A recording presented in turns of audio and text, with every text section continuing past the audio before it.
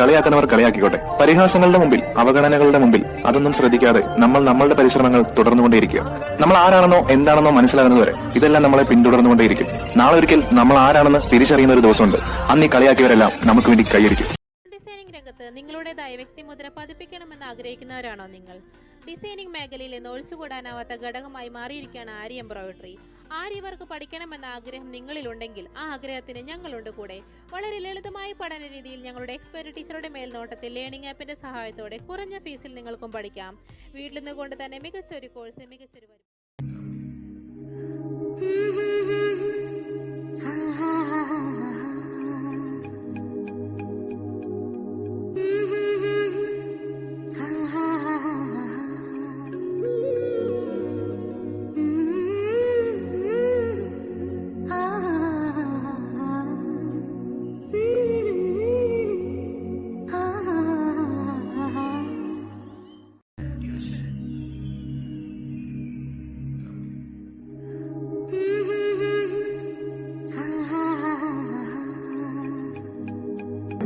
ഓൺലൈനായിട്ട് പഠിക്കുന്ന ആര്യവർക്ക് course complete ചെയ്ത ഒരു സ്റ്റുഡൻ്റ് ആണ് ഞാൻ. ഈ ആര്യവർക്ക് ഓൺലൈനായി പഠിക്കുന്ന സമയത്ത് ഒത്തിരി ക്വസ്റ്റ്യൻസ് എൻ്റെ മനസ്സിലുണ്ടായിരുന്നു.